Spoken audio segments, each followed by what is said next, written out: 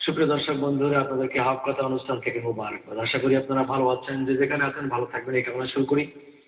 আমাদের ধারাবাহিক আলোচনা ছিল সাইয়েদনা আইয়ুব আলাইহিস সালাতু ওয়াস সালামের তাওয়াক্কুল বা ভরসা, ধৈর্য, এগুলো আলাপের মূল বিষয়বস্তু ছিল। আমাদের তাফসীরে আলোচনা করছিলাম হযরত সাইয়েদনা আইয়ুব আলাইহিস সালাতু ওয়াস সালামকে জঙ্গলে রেখে বিবি রহমত তিনি চলে যেতেন কাজের সন্ধানে বেরিয়ে পড়তেন।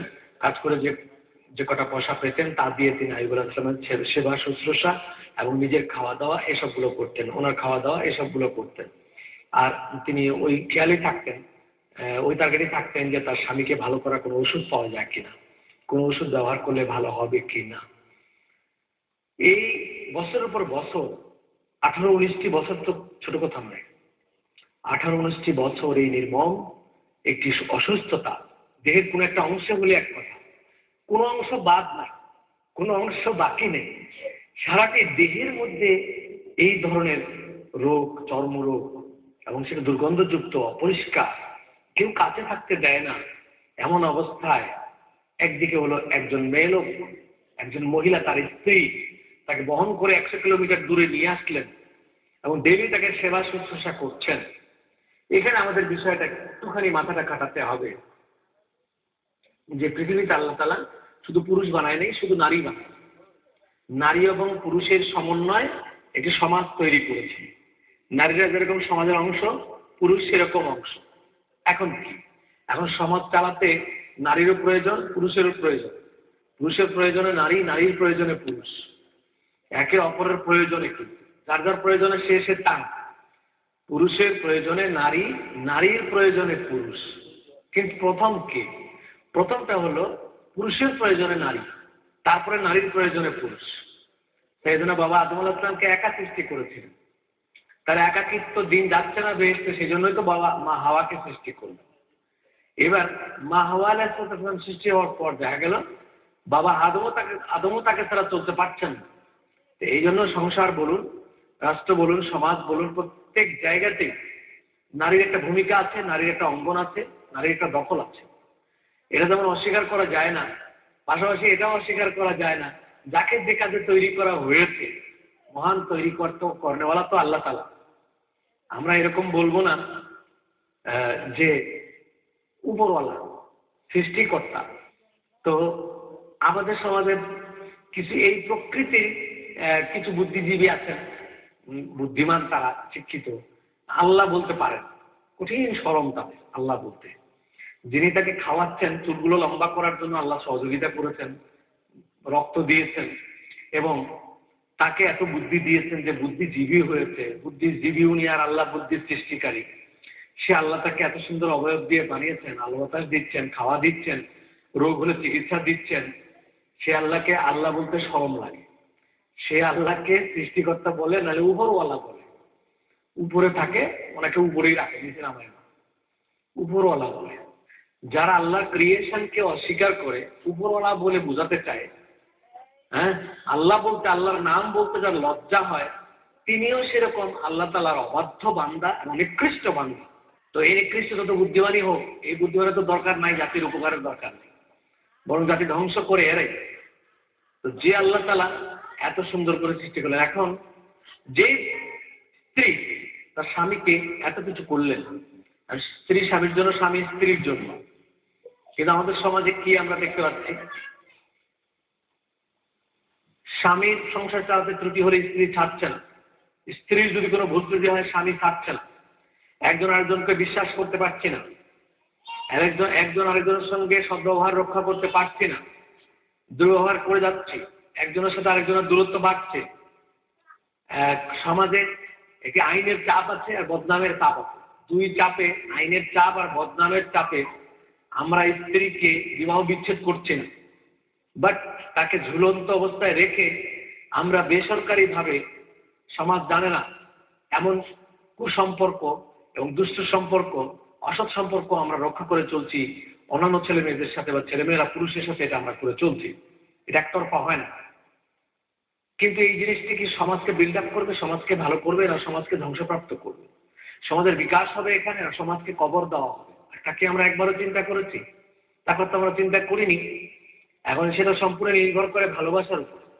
স্ত্রী স্বামীকে যেভাবে ভালোবাসবে সেভাবেই ভালোবাসবে স্বামী স্ত্রীকে দিবে। তো সেটা আমরা পরে বলি যে এই যে স্ত্রী রহিমা রহমত আলাইহিস সালাতু ওয়াস সালাম, তিনি যে ভালোবাসার স্বামীকে দিয়েছেন সেটা অতুলনীয় এবং বেমিসাল।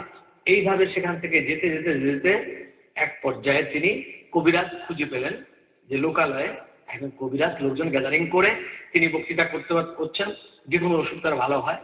বিবি রহমত সেখান থেকে যাচ্ছিলেন, কানে আসলো, তিনি গোপনে কবিরাজকে ধরে বললেন, ভাইয়া আমার স্বামীর জন্য আপনি এক ওষুধ দিন। সুযোগ পেয়ে গেল যে তোমার স্বামী কি করছে না, উনি ইবাদত করছে আর বসে আছে, গর্তে রেখে আসছে। হ্যাঁ ঠিক আছে, তোমার স্বামী ভালো হয়ে যাবে, এখানে দুটো কাজ শুধু তোমাকে করতে হবে। সেটি যে তোমার মাথার চুলের শেষ অংশটুকুর একটি জায়গা আমাদের কেটে দিতে হবে। চুলের মাথা কেটে দিতে হবে এবং আমি তোমাকে একটা বকরি দিব, এই বকরিটা ওনার সামনে নিয়ে জবাই করতে হবে, তুমি জবাই করবে। তবে আমি কবিরাজের নামটা বলতে হবে সেখানে, আমার নামটা বললেই, আমার নাম তোমাকে লিখে দিচ্ছি, এই নামটা বলে জবাইটা করবে এবং সেই জবাই করা বকরির এক টুকরা গোশত ওনাকে খাওয়াই দিয়ে বা উনি সাথে সাথে ভালো খেলেন। এই কবিরাজের ওষুধ নিয়ে উনি ওনার চুলের মাথা কেটে দিয়ে দিলেন। উনি বলেন, চুল কেন, আমার কোনো শরীরের গোশত লাগলে তাও কেটে দিন, আমি পরোয়া করবো না আমার স্বামীর জন্য। তো এত তিনি স্বামীর প্রতি প্রাণা ছিলেন।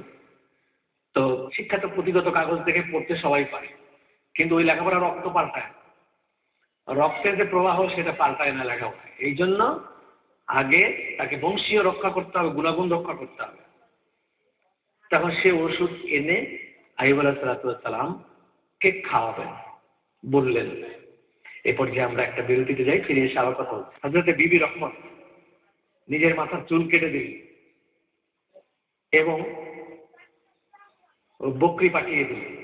কিন্তু শয়তান ওই যে ছিল কবিরাজ, এই কবিরাজের উদ্দেশ্যই ছিল তাকে বেঈমান বানানো। কবিরাজ কে তা পরে বলছি। বকরি নিয়ে আসলো, চুল কবিরাজ হাতে রেখে দিল। বকরি নিয়ে আসলো, আমার বিবি রহমত বললেন, স্বামী এই বকরিটা আমি একজন ভালো হেকিমের কাছে গিয়েছিলাম, কবিরাজের কাছে, উনি পরামর্শ দিয়েছেন যে এই বকরিটা জবাই করে তার এক টুকরা গোশত আপনি খেলেই সাথে সাথে আপনি পূর্বের মতো ভালো হয়ে যাবেন। হ্যাঁ খুব ভালো কথা, তো জবাই করবে কে? বলে জবাই করতে হবে আমাকে, তবে এই নামটা লিখে দিয়েছেন, জবাই করার সময় সেই কবিরাজের নামটা বলতে হবে, নামটা বলে জবাই করতে হবে। তো আইয়ুব আলাইহিস সালাম উঠতে পারেন না, লড়াচড়া করতে পারেন না, এবং উঠতে পারেন না, কিন্তু শোয়া থেকেই ধমক দিলেন, তুমি শয়তানের ফেরবে পড়েছো তাই? আর এই বকরি ওই কবিরাজের নাম বলে জবাই করবে, আল্লাহর নাম ছাড়া কারো নামে জবাই করা যায় না। তোমার নিশ্চয়ই সে ছিল শয়তান, যে তোমাকে এই বকরি দিয়েছে সে নিঃসন্দেহে শয়তান, সে আমাকে কুপঘাত করার চেষ্টা করতেছে, বেরিয়ে যাও, বকরি নিয়ে এখান থেকে চলে যাও। বকরি নিয়ে কবিরাজকে ফেরত দিলে, না ভাই এটা হবে না, আমার স্বামী এটা লাভ করছেন না। এদিকে আইয়ুব আলাইহিস সালাম খুব গম্ভীরভাবে বসে আছেন। একটি লোক হাজির হয়ে গেল, হুজুর আমি আপনার খেদমতে এসেছি ভালো পরামর্শ দেওয়ার জন্য। কি ভালো পরামর্শ? যে আপনার স্ত্রী আপনাকে পরিশ্রম করে খাওয়াচ্ছেন দীর্ঘদিন ধরে, প্রায় 1.5 যুগ পার হয়ে গেল, আপনিও খাচ্ছেন। একবার কি লক্ষ্য করে দেখেছেন যে আপনার স্ত্রী আপনাকে হালাল খাওয়াচ্ছে না হারাম খাওয়াচ্ছে? এইটা তো কোনো সময় আমি কিভাবে, আমি তো এখানেই, আমি তার সাক্ষী, আপনার স্ত্রী আপনাকে হারাম খাওয়াচ্ছে। কি? আপনার স্ত্রী চুরি করতে গিয়েছিল, প্রতিদিনই চুরি করে আনে আর খাওয়ায় আপনাকে, আজকে ধরা পড়ে গেছে, চুল কেটে নিয়েছি, তার মাথার চুল কেটে নিয়েছি, এই দেখুন তার চুল, এটা দেখুন তার চুল কি। আইয়ুব আলাইহিস সালাম হাতে নিয়ে দেখলেন, হ্যাঁ এটাই আমার রহিমার চুল, অন্য কারো চুল নয়। তাই বলে, হ্যাঁ ওটা আপনার স্ত্রীর এই কাজ। বিবি রহিমা বিকেলবেলা আসলেন খাবার নিয়ে স্বামীর জন্য, সারাদিন স্বামী খায়নি, স্বামীকে খাওয়াবেন, তারপর তিনি নিজে খাবেন। কিন্তু কি নির্মম কপাল তার, কপাল ভালো, তিনি আসলেন, হযরত আইয়ুব আলাইহিস সালাম গর্জে উঠলেন, খবর তার কাছে আসবে না, আমি জানি না তুমি এতদিন কি করেছো, তুমি আমাকে কি খাইয়েছো, সুতরাং আজ আমি পরিষ্কার বলে দিলাম, তোমার মতো এইরকম অসৎ চরিত্রের মানুষ যেন আমার কাছে না থাকে। তুমি আমাকে না বলে চোরের মাল, চুরির খাবার তুমি আমাকে খাওয়াচ্ছিলে এতদিন, হ্যাঁ তোমার চুল কোথায়? চুল কেটে নিয়েছে কে? বিবি রহমত কিছু বলার চেষ্টা করলেন, কিন্তু আইয়ুব আলাইহিস সালাম একেবারে শুনতে চাইলেন না, বরং উল্টো বলে দিলেন, শোনো, যদি আল্লাহ আমাকে নিয়ে যায় তা আমি চলে গেলাম, যদি আমি বেঁচে যাই তোমাকে আমি 100 দৌড়া মারবো, অর্থাৎ 100টি ব্যাস মারবো এই অপরাধের জন্য। কেন তুমি এইসব অপরাধ করে আমাকে খাওয়ালে? পৃথিবীতে বেঁচে থাকা আমার তো জরুরি নয় যে আল্লাহ আমাকে নিয়ে যায়, কেন আমি চুরির মাল খেয়ে বেঁচে থাকবো? কেন তুমি আমাকে এটা করাবে? সুতরাং যদি আমি বেঁচে যাই তাহলে মনে রেখো 100টি দৌড়া তোমার জন্য রইল, যাও, আমার কাছে আর তুমি থাকতে পারবে না যে কয়দিন আল্লাহ আমাকে রাখে। হুকুম দিয়ে দিলেন। আমাদের সমাজে স্বামীরা স্ত্রীরা আর্গুমেন্ট করে স্বামীর সাথে, না, স্বামী যখন রাগ হয়ে কিছু বলবে তাৎক্ষণিকভাবে অন্তত সেটা মেনে নিয়ে একটু সাইডে থাকে, ওনার রাগ কমে যাক, কথা বলার একটা সুযোগ সৃষ্টি হোক, তখন তার সাথে কথা বলা যায়। কিন্তু আমরা কি করি? স্ত্রী কোনোদিনই, মেয়েরা সোজা হয় না, পুরুষের বাঁকা হাত থেকে পাঁজরের মেয়েদের তৈরি। রাসূলুল্লাহ বলেছেন কোনো না কোনো এক জায়গায় তারা বাঁকা থাকবে, ওই জায়গাটা তুমিও তাদের সাথে বাঁকা হয়ে মিলে যাবে, সংঘর্ষ হবে। কোনো স্ত্রী ছোট মাছ পছন্দ করে না, আপনি ছোট মাছ আনলেন, সে আপনাকে এক চোখ নিল, আপনি চুপ করে থাকেন না, দেখবেন ওই ছোট মাছ আপনাকে ভাজা করে খাওয়াচ্ছে একটু পরে, কিন্তু প্রথম সামলাতে হবে। তো সুতরাং এটি হচ্ছে মেয়েদের একটি বক্রতা, এটা থাকবে, সব মেয়েদের আছে, সকলেরই থাকবে। অপরদিকে মেয়েদেরকে রাসূলুল্লাহ বলেছেন একটা সেজদা যদি পৃথিবীতে কোনো মানুষের জন্য মানুষের করা জায়েজ থাকতো, সেজদা আমি নিতাম না, আমি বলতাম তোমরা প্রত্যেক মেয়েরা তোমাদের স্বামীকে করে দাও, তোমাদের স্বামী সেই সেজদার হকদার। এত রাসূলুল্লাহ স্বামীদের মর্যাদা বাড়িয়েছেন। তো সেই জন্য বিবি রহমত তার প্রতীক, মেয়েদের শিক্ষা নেওয়া উচিত তার থেকে। বিবি রহমত আইয়ুব আলাইহিস সালামের প্রথম ধমকে তিনি আর্গুমেন্ট করতে গেলেন, ব্যাপারটা সম্পূর্ণ মিথ্যা, তিনি বুঝাতে পারতেন, শোনো আমার কথা শুনতে হবে, মিথ্যা কথা তুমি কেন শুনবে, বুঝাতে পারতেন, কিন্তু না, তাৎক্ষণিকভাবে তিনি ধৈর্য ধরলেন, একটু দূরে চলে গেলেন। ঠিক আছে, আমি কাছে থাকলে উনি রাগ করছেন, একটু দূরে যাই না দেখি কি হয়, অপেক্ষা করলেন এবং ধৈর্য ধরলেন। এদিকে আইয়ুব আলাইহিস সালাম দেখুন আল্লাহর কাছে বলতে লাগলেন, আল্লাহ তাআলা ধৈর্য হয়ে গেলেন। বিবি রহিমা একটু দূর যে ওই জঙ্গলের আর একটা জায়গায় তিনি সিজদায় পড়ে আল্লাহর কাছে কেঁদে বলেন, খোদা গো, আমি অভাগা হতভাগিনী, 18টি বছর ধরে আমি ওই পচা স্বামীর শরীর চেটে চেটে আমি তাকে পরিষ্কার করে আসছি। 18 বছর পরে সে এখন আমার স্বামী, আমাকে ভুল বুঝলেন, আমার কিছু করার নাই, আমি কিছু বলতে পারলাম না, আর্গুমেন্ট করতে পারলাম না, খোদা তোমার উপরে আমি ছেড়ে দিলাম। মাবুদ, তো আমার স্বামীকে বুঝাবার ক্ষমতা আমার নাই, তুমি আমার স্বামীরে বুঝাই দাও, আমি যে নির্দোষ নিরপরাধ। সেই দিন আল্লাহ তাআলা ফেরেশতাকে বলে দিলেন, এতদিন পর্যন্ত আমি শয়তানের চ্যালেঞ্জকে আমি অপেক্ষা করে গ্রহণ করে আসছি, আজ আর আমি গ্রহণ করলাম না, চলে যাও। এতদিন পর্যন্ত আইয়ুবের কষ্ট আমি আল্লাহ তাআলার সহ্য হচ্ছিল, কিন্তু আইয়ুব আলাইহিস সালামের সতী পতিপ্রাণা স্ত্রী রহিমা বিবি রহমতের ফরিয়াদ আমি আল্লাহ তাআলা সহ্য করতে পারলাম না। যাও, রহমতের ফরিয়াদ আমি সহ্য করলাম না, বিবি রহমত আইয়ুবের কাছে যাও। ফেরেশতা এসে বলল, হুজুর আপনি আর অপেক্ষা করবেন না, আপনাকে ধোঁকায় ফেলে দিবে, আপনি তাড়াতাড়ি আল্লাহর কাছে একটু বলেন। বলেন না কেন? বলেন, ওনার যে অসুখ হয়েছে উনি আল্লাহকে বলবেন যে আল্লাহ আমার অসুখ ভালো করে দাও, এটা তিনি বলার সাহস পাচ্ছেন না, আদবের খেলাফ হয়ে যাবে। এত বড় আদব করতেন আল্লাহর সাথে, দোয়া করতেও আদব আছে, দোয়া করার আদব কি? দোয়ার হাত ওনার, মাবুদ মাফ করে দে, মাফ করে দে, দিন না কেন?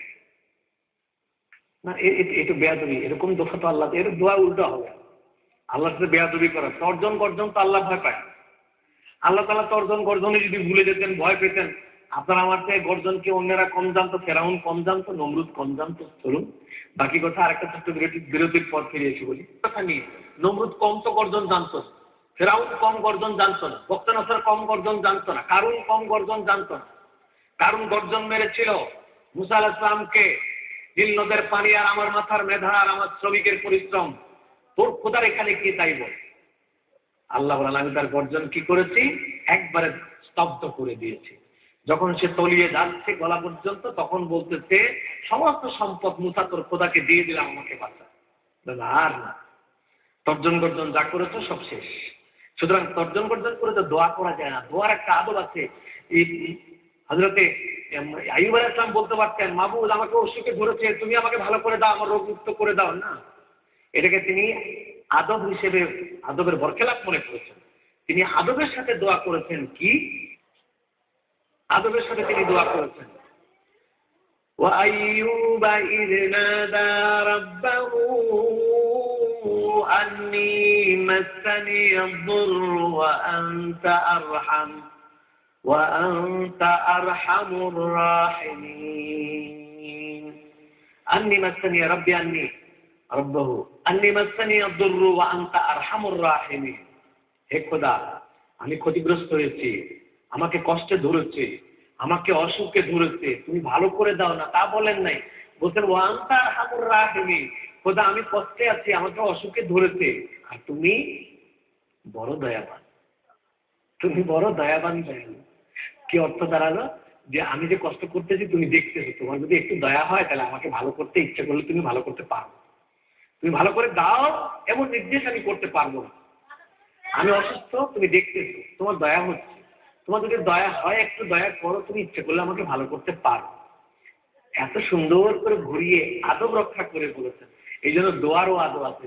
আল্লাহ তাআলা বলেন ফাস্তাজাবনা লাহু ফাকাশাফনা মা বিহি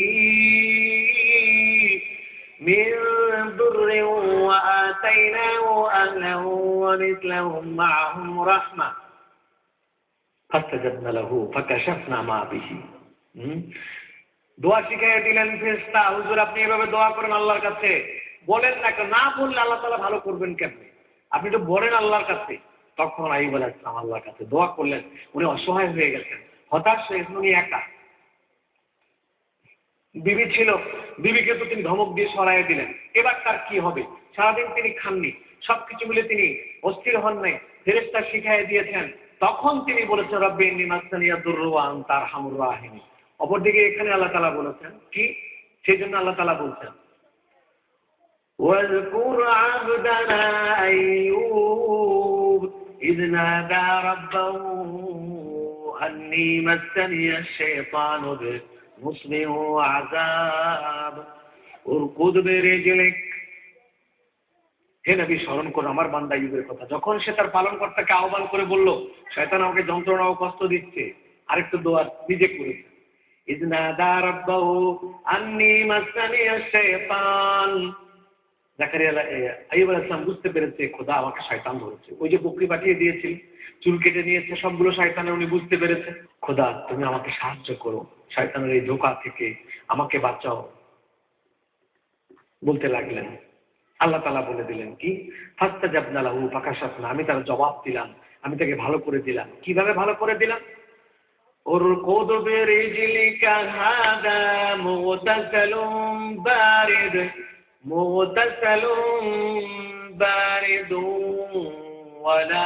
ওয়া শারাব। আল্লাহ তাআলা বলে দিলেন উরকুদ বিরিজলিকা, তোমার পা লড়াও নাকি? ইচ্ছা করে তো পা লড়াইতেও পারো, পা লড়াও। উরকুদ বিরিজলিকা, তোমার পা লড়াও।